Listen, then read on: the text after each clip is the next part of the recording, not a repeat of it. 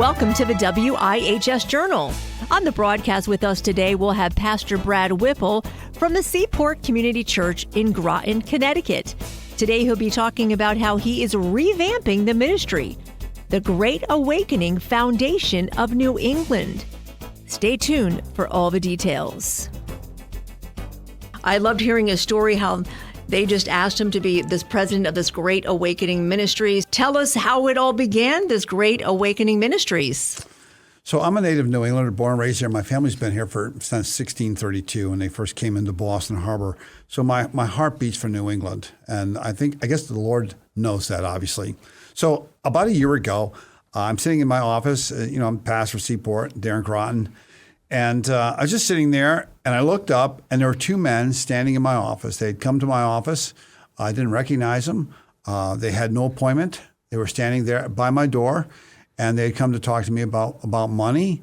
And suddenly, they were not there. They were gone because I was having a vision. I didn't even know. I thought maybe I'm working too hard because this is like really weird. Yeah. Okay, I'm not prone to this. It's happened. So I don't know. I didn't do anything with it because I thought, well, if it's God, it'll make sense at some point. So I didn't do anything with it.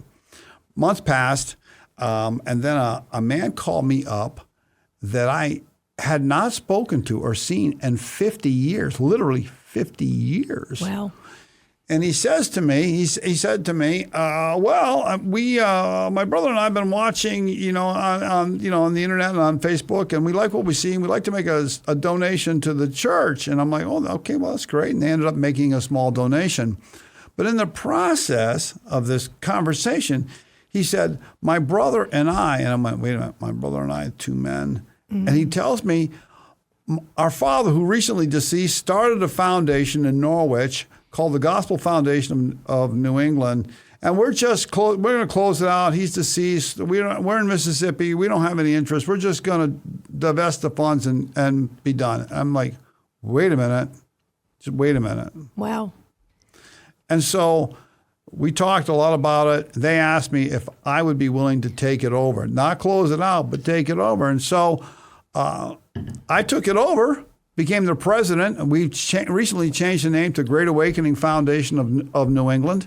And I became, I'm the president, but I'm rebuilding this entire foundation. Yes. And this was, the only way I can describe this is that like God said, okay, here, catch. And I was like, okay, I caught, but what do I do with this? Mm.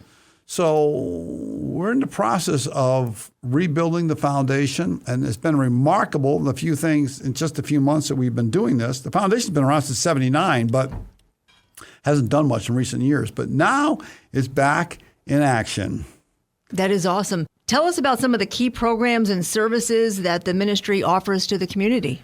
Okay, so what we're doing right now, the big thing right now is this. Several years ago, I said to the Lord, I pastored Seaport for 36 years. I've been in full-time ministry for 46 years. My heart is to see God do something amazing in New England. And one day I said to the Lord, Lord, where is the long-promised revival for New England? Where is it? Because right now, most people don't know this, but New England is the least church region in the entire country. Wow. The least, far surpasses, some of the most unchurched regions of the entire country are right here. Like Providence, Springfield, and Hartford, all those places. Anyway, so I've said to the Lord, where is this revival? And the Lord said to me, he said, my people do not pray. Mm. And I'm like, at first I was like, are you sure about that? And then I went, yeah, it's true. So one of the things that the foundation is doing right now is that we are challenging pastors as never before and church leaders and business owners to pray. We're giving away the book, Lead with Prayer. We're also going to give away the book, The Sixth Great Awakening. I was on a prayer call today with, the author of that. And that's the first thing. We've got several other things that we're going to do. I'm working with evangelists that travel around trying to help them be more effective in what they do. We're going to be working with pastors who maybe need a change in their ministry to help them do that so that their church can move forward and thrive. we have to position ourselves so that God can do what he wants to do here. The Great Awakening, how you pastoring now over 40 years, you have amazing experience. How do you sense that some of the churches are not thriving, and what kind of suggestions can you give our pastors? Sometimes some of the pastors were very worn out when COVID hit. And so some of the churches did okay through COVID. Some did not. Some are still in somewhat weakened condition. Some have come back and thrive. There's some great things that God is doing in New England, but there's not enough of it. One of the challenges that we have right now is that the average age of pastors is climbing rapidly. Many senior pastors are well into their 60s and beyond. And so that's going to become a serious issue in just a few years. Senior pastors will be 70 years plus. That's a problem. Many pastors are staying in their churches because they can't find replacements. Wow. That's a problem. Plus, culture has radically changed for guys like me that have been doing this for decades. This culture is so different than what it was 10, 15 years ago. And we're trying to figure out, wait a minute, how not to do something we shouldn't do and how yet to speak the truth. So it's very challenging today. Yeah.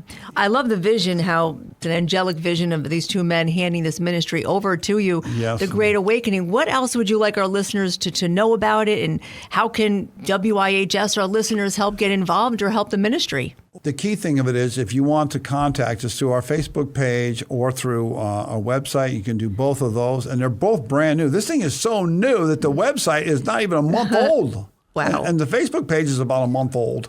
It's old, but it's new. Yes. The big thing that we're doing right now is I want to put into the hand of every pastor, of every church leader, of every business leader, a Christian business leader. I want to put the book Lead with Prayer. It's a phenomenal book. The foundation is buying these and giving them away to encourage leaders, to pray. And I'm going to give you one because we Thank you.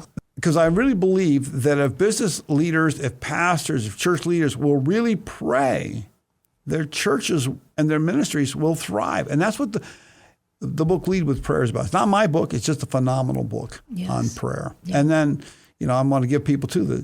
A friend of mine wrote a book about the Sixth Great Awakening, and he believes that we are on the edge of a great awakening, at any moment. So it's an amazing book as well. Yeah. If you're tuning in right now to this broadcast, I am speaking to Senior Pastor Brad Whipple of the Seaport Community Church, and we're talking about the ministry, The Great Awakening, and so enthralled about just your teaching and this vision of this ministry. Let me put you on the spot, Pastor, to think about a favorite Bible verse or person in the Bible. How would it reflect your favorite one to this ministry that you would think of? I'm making you think just a little bit. And I love that. I think my brain would immediately go to the Old Testament story of Nehemiah. Nehemiah, when he heard about the condition of the walls of Jerusalem, he's serving in the king's palace. He hears about it. It says he weeps, he fasts, he prays, he seeks God. He looks for the resources. And then he leaves what he's doing and he goes to Jerusalem and he rebuilds the walls around the city. And it's this amazing accomplishment in a short period of time. I think the walls of New England need to be rebuilt. And I'm not going to do that alone. I'm just one guy here. And there are so many other great voices here in New England. And I just feel like it's time to rebuild the walls. Wow, what an awesome correlation there. That was good. I put you on the spot, and that was really, really good. What an awesome correlation. I loved hearing about that. The ministry, again, is very profound, very new. Yeah. So here's probably go to the website. To a very generous donor, he is going to match twice what anybody gives. Wow. You give $100, it's $300. Wow. It'll be significant in helping turn the tide here in New England. Awesome. And that Great Awakening, absolutely. We do. Yes. And this is where so much of it happened. Jonathan Edwards preached that famous sermon, Sinners in the Hands of an Angry God, in Enfield, which is not very far from here. Wow. Charles Finney, who was one of the main characters in the Second Great Awakening, was born in Warren, Connecticut. Wow. A lot of people don't even know that. That's great history. It is. It's Awesome. amazing. So tell our listeners the website, how they can contact you, any other details. The easiest way is to just go to the website, Great Awakening NE. Facebook and website are Great Awakening NE. Once again on the broadcast with us was Pastor Brad Whipple of the Seaport Community Church in Groton, Connecticut. Today's conversation learned about the new ministry that he is revamping. It's called the Great Awakening Foundation of New England. If you would like to be involved or find more details about it, give us a call at 860-346-1049. I'm Anissa Porticelli for News and Public Affairs.